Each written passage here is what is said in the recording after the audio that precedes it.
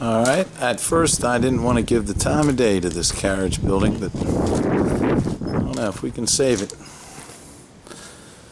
You know, it needs a little TLC.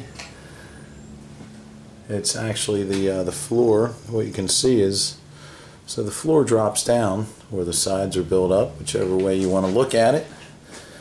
But it's a nice little timber frame, probably put here late 1800s, turn of the century. So it's got some sawn in here. The sleepers or the floor joists are a kind of a hodgepodge of, you know, whatever they could find.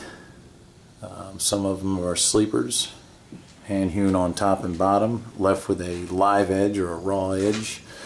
And as you go up the ladder, and bear with me, I have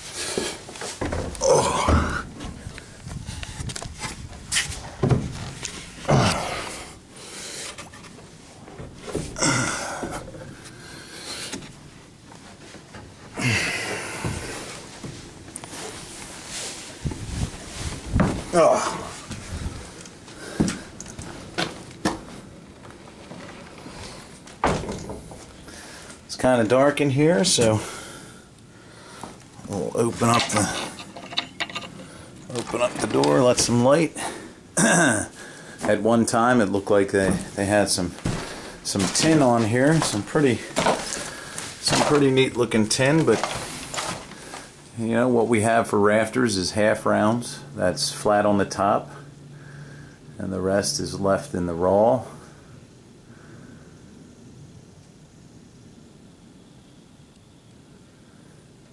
You know, once again you have there's a support going across the center there. Nice area for a loft. You know, a guest house, an artist's studio, or just somewhere where you can put your stuff. And if you're a guy like me, you can't ever have enough outbuildings. Now the neat thing is when they added this to the barn, so they added this carriage building right next to the main barn, and I just love the ingenuity of these farmers. So they just made a little bit of a crossover here, and as we come out the other side, we're in the main barn. This would have been the granary actually, and then we step out into the main barn.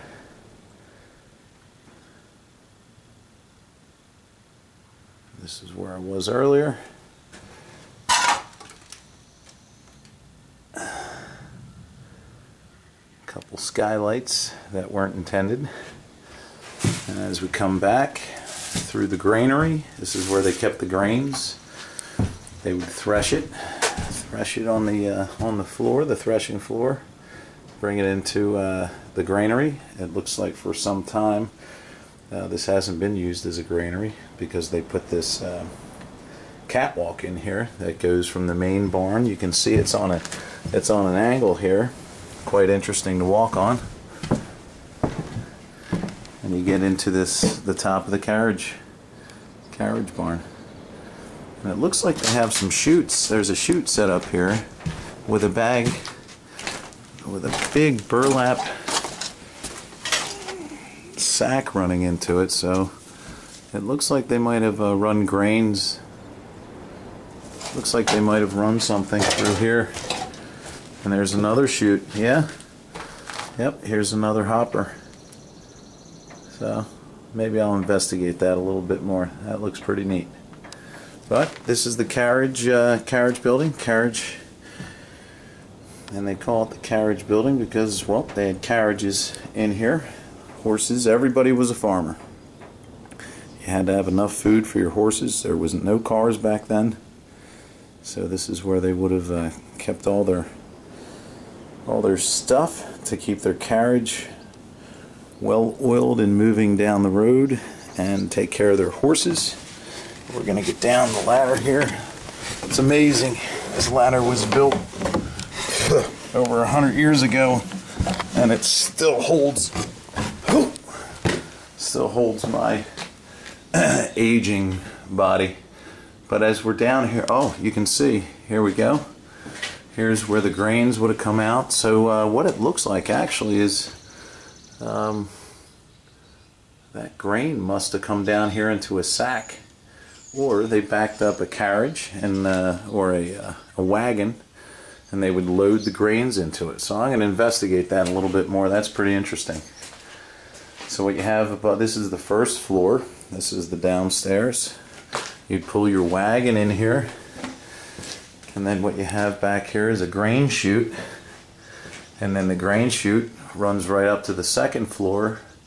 And what I'm wondering is if they actually run the grain from the main barn over to here, they would fill up a wagon and take it off to town for sale. So I'm going to see if I can find some more out about that. But there's the carriage building. Something interesting. Just little tidbits. So what I found here is, like I said, you had to take care of your car, and your car your car was a horse and a buggy, or a horse and a wagon, and this is for putting horseshoes on a horse, you know. So maybe some of those outbuildings that you see over there could have been a blacksmith shop, farrier shop. You know, farrier did a lot of did the shoeing. But it's pretty amazing. You know, this farm was like most farms, was self-sufficient. That building right there is the summer kitchen. You know, so you have a couple outbuildings here. One could have been a butcher shop.